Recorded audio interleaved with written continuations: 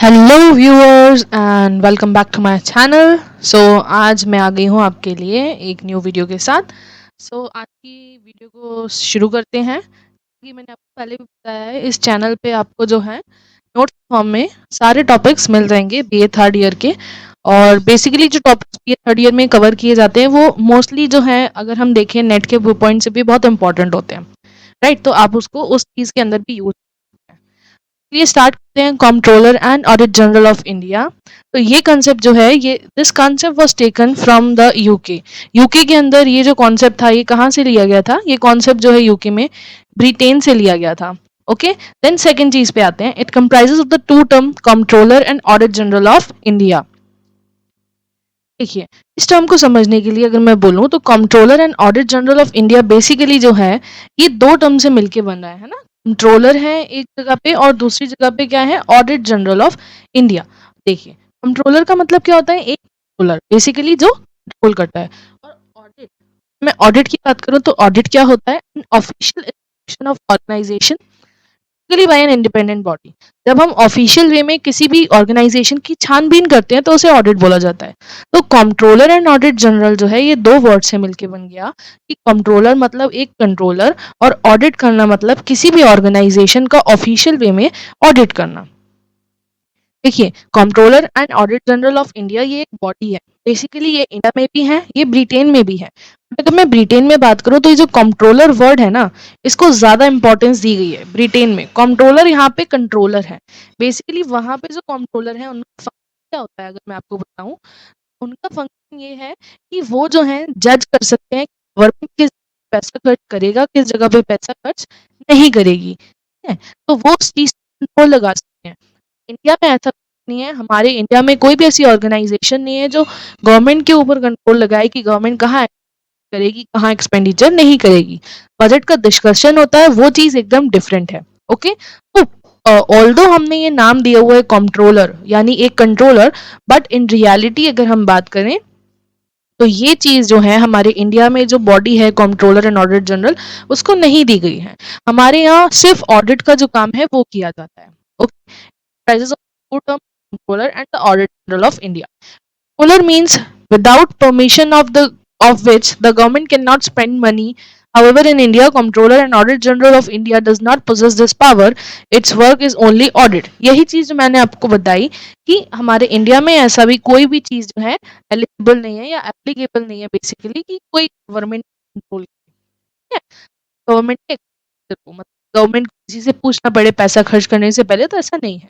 Budget जो है वो एक डिफरेंट व्यू पॉइंट है, ये जो अथॉरिटी है ये डिफरेंट है। कंट्रोलर एंड ऑडिट जनरल की अगर मैं डेफिनेशन की बात करूं तो basically controller and audit general of India जो है वो एक एपेक्स बॉडी है। बॉडी का मतलब होता है जो सबसे सुप्रीम अथॉरिटी है, responsible for the audit of internal and external expenditure of the national and the state government of India. ठीक है, controller and audit general of India जो है बेसिकली एक बॉडी है जो किसके बिहाफ पे काम करती है? ये पार्लियामेंट के बेसिस बिहाफ पे काम करती है। इनका देखिए मेन फंक्शन क्या होता है, अगर मैं आपको बताऊं कि बजट होता है। ठीक है, हमारे इंडिया में हर बार बजट रिलीज होता है 1 फेब को। बजट के अंदर एक्सपेंडिचर होता है और रेवेन्यू होता है। ठीक है, तो सरकार ने तो हमें खर्चे बताए होते हैं कि हमने इतना पैसा यहाँ लगाया, इतना पैसा यहाँ लगाया। उन चीजों की ऑडिट करने के लिए, बेसिकली उन चीजों के इंस्पेक्शन करने के लिए एक बॉडी बनाई गई है। उसे ही हम क्या कहते हैं? Controller and audit general of India. ये जो है बेसिकली क्या देखती है कि क्या वाकई गवर्नमेंट जहां पे हमें दिखा रही है कि खर्चा किया गया है, क्या वो चीज वाकई में हुई है। मतलब एक तरीके से एक वेरिफिकेशन किया जाता है जितने भी बजट जो है उसके अंदर जो एक्सपेंडिचर गवर्नमेंट हमें दिखाती है उसका जो है बेसिकली इंस्पेक्शन किया जाता है उसे। और वो इंस्पेक्शन करने के लिए जो बॉडी यूज की जाती है हमारे इंडिया में, वो है controller and audit general of India. इसे हम बोले तो इसे पॉपुलरली कैग ऑफ इंडिया के नाम से भी जाना जाता है। Then part 5 of the Indian constitution जो है, बेसिकली पार्ट 5 में आर्टिकल 148 से 151 के अंदर जो है कैग के बारे में डिटेल्स दी हुई हैं।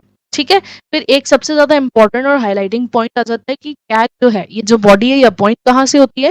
तो इस बॉडी को जो अपॉइंट किया जाता है, कैग जो है हमारे बेसिकली जो ऑफिसर रहते हैं कैग के, प्रेसिडेंट अपॉइंट करता है। Article 148 establishes the authority of CAG। CAG को ऑफिशियली अथॉरिटी देने वाला आर्टिकल कौन सा है? Article 148। They are appointed for a period of 6 year. Basically जो कैग है उन्हें 6 साल के लिए जो है 6 साल के लिए जो है उन्हें अपॉइंट किया जाता है, या फिर जब तक वो अपॉइंटेड रहते हैं, जब तक उनकी एज 65 तक की जाती है। 65 के बाद जो है इंसान एलिजिबल नहीं होता है, मतलब अंडर 65 तक जो है कैग के उससे आप अपॉइंट हो सकते हैं। However there are not eligible for reappointment. वो जो है री अपॉइंटमेंट के लिए एलिजिबल नहीं है। मतलब मान लीजिए कि 6 साल तक एक व्यक्ति ने कैग की पोस्ट होल्ड करी, तो वो दोबारा से अप्लाई नहीं कर सकता है कैग के लिए। मीन्स रीअपॉइंटमेंट फैसिलिटी जो है वो अवेलेबल नहीं है। The condition of the service, duties and the powers of the CAG are mention in CAG act 1971। अब कैग की क्या क्या ड्यूटीज हैं, कैग के पास क्या क्या पावर्स हैं, ये सारी जो चीजें हैं और किस तरीके से कैग काम करेगा, ये सारी चीजें जो हैं वो हमें एक एक्ट के अंदर मिलती हैं, जिसे हम बोलते हैं CAG act of 1971। The CAG can be removed only in the way as a judge of the Supreme Court, that is, the approval of both the houses of the parliament is required. Very important point. Okay, क्या बोला गया है कि CAG को remove करना is difficult task. Basically CAG को कैसे remove किया जाता है? जैसे कि सुप्रीम कोर्ट के जज को रिमूव किया जाता है। सुप्रीम कोर्ट के जज को रिमूव करने के लिए दोनों जो हाउसेज हैं हमारे पार्लियामेंट के, लोकसभा और राज्यसभा, उनका अप्रूवल होना जरूरी है। और बेसिकली कभी रिमूव करेंगे हमने, कोई मिसबिहेवियर हम देखते हैं कि कैग कर रही है या फिर कोई करप्शन बेस्ड चीजें हो रही हैं, तभी रिमूव होते हैं। पर अगर हम रियलिटी में देखें तो इनको रिमूव करना जो है बहुत डिफिकल्ट टास्क हो जाता है।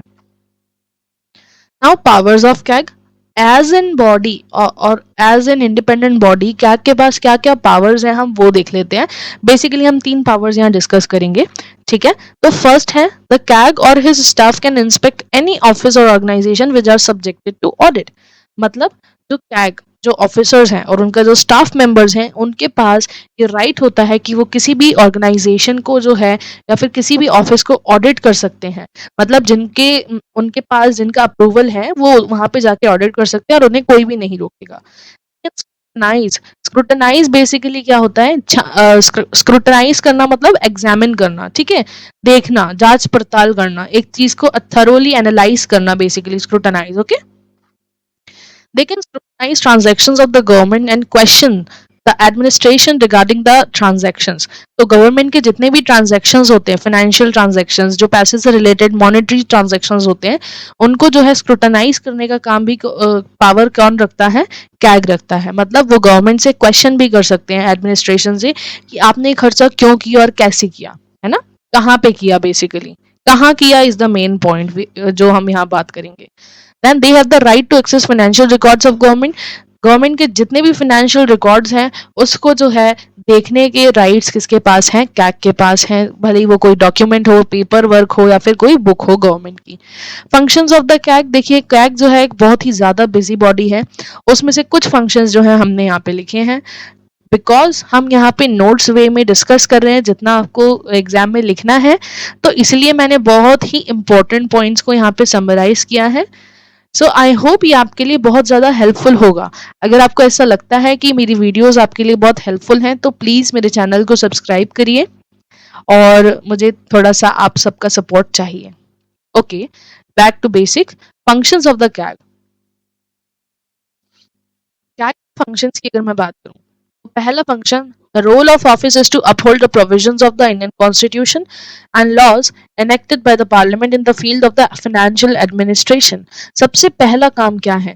कैग का पहला काम क्या है कि हमारे जो इंडिया के कॉन्स्टिट्यूशन के जो प्रोविजंस हैं, बेसिकली इंडिया का जो कॉन्स्टिट्यूशन डील करता है, उन लॉज को जो है मेंटेन करना, जो है अपहोल्ड करना, हम बोल सकते हैं उनको मेंटेन करना उसका काम है। और जितने भी एक्ट्स लाए जाते हैं या फिर लॉज लाए जाते हैं पार्लियामेंट के द्वारा इस फील्ड में, फाइनेंशियल एडमिनिस्ट्रेशन के फील्ड में, उसको जो है होल्ड करना कैग की रिस्पॉन्सिबिलिटी हो जाती है। Office is responsible to and act as the as of parliament on behalf of.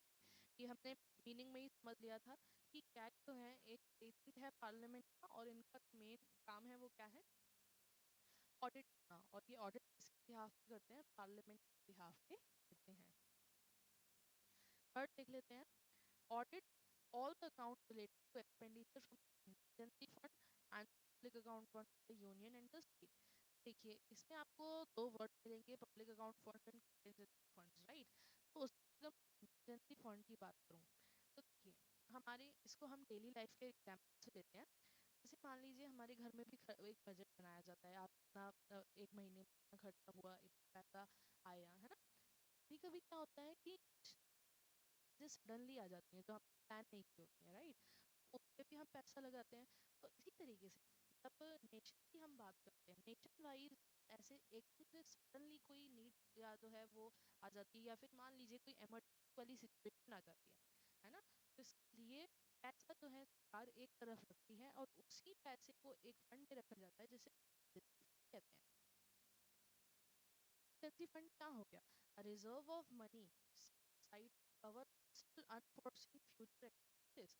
मतलब ऐसा पैसा जो सरकार एक तरफ रखती है ताकि फ्यूचर एक्सपेंसेस, तो वो अनफोर्सिन फ्यूचर एक्सपेंसेस है। अनफोर्सिन मतलब जिसके बारे में हम नहीं कर रहे हैं, अचानक आ गया है ना, हम पता नहीं था कि ये चीजें होंगी, वो हो गई हैं। फंड हो गया ये। तो जितना भी पैसा जो है फंड से लिया गया और पब्लिक अकाउंट फंड से लिया जाता है यूनियन गवर्नमेंट के द्वारा और स्टेट गवर्नमेंट के द्वारा, उसको जो है ऑडिट करने का काम किसका है? हमारे कैग का है। वो जो खर्चा उस पैसा जो निकाला गया है, मान लीजिए कोई कैलामिटी आ गई, पैसा सरकार ने निकाला है ना। उस टीचर को ऑडिट करना कि क्या जहाँ पे बोला गया है पैसा चाहिए था वहीं पे लगा है कि नहीं, उस चीज को ऑडिट करने का काम किसका है? हमारा कैग का है। देन नेक्स्ट आ जाइए audit. Audit the accounts related to expenditure from consolidated funds of the every state, union territories have legislative assemblies. अब नेक्स्ट आता है हमारा कंसोलिडेटेड फंड। तो मैंने आपको बहुत अच्छे से बता दिया है। अब हम बजट डिस्कस करेंगे तो थोड़ा और ब्रॉडर में हम बात कर लेंगे, है ना। कंसोलिडेटेड फंड क्या है? देखिए सरकार के पास बहुत सारी जगहों से पैसा आता है। सरकार को जहाँ जहाँ से पैसा मिलता है उसको एक फंड के अंदर रखा जाता है। बेसिकली हम बोल सकते हैं कि ये गवर्नमेंट की चोरी है जहाँ पे गवर्नमेंट सारा का सारा जो है पैसा जो है वो रखा जाता है ना। Government tax, indirect taxes and all the revenue of government from other sources. सरकार का रेवेन्यू जो अलग अलग सोर्सेस से आता है वो कंसोलिडेटेड फंड में रखा जाता है। देखिए कंसोलिडेटेड फंड में से पैसा निकालने के लिए हमें पार्लियामेंट अप्रूवल चाहिए होता है ना। अगर हमको एक्सपेंडिचर करना है तो पार्लियामेंट का अप्रूवल नीडेड रहता है।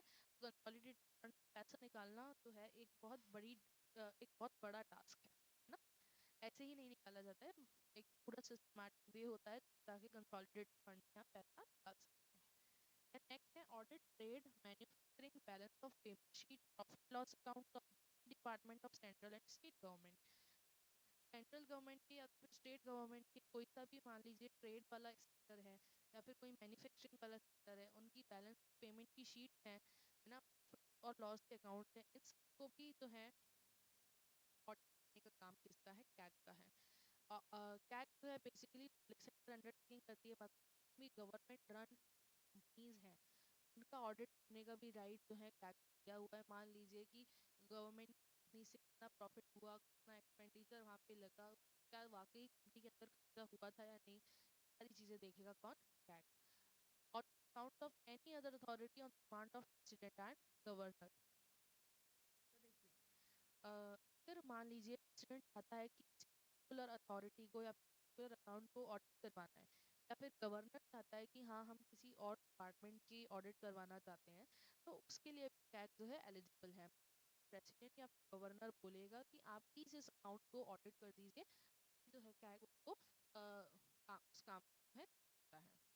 Act as a guide account. ये पार्लियामेंट में ऑडिट रिलेटेड दो चीज है, एक टैग है और एक दूसरी हमारी अकाउंट है।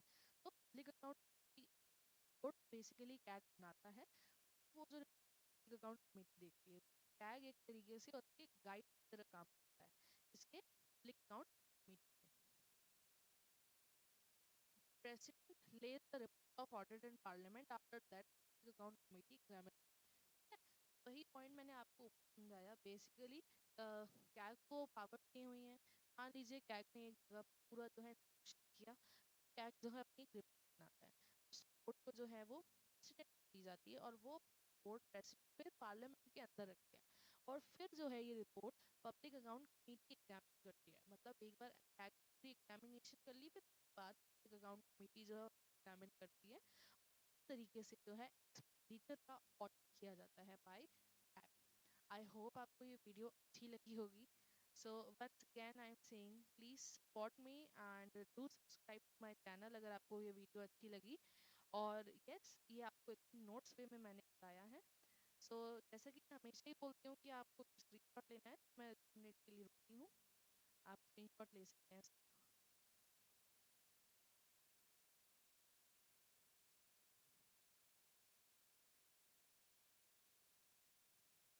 आई होप कि आपने ले लिया होगा स्क्रीनशॉट।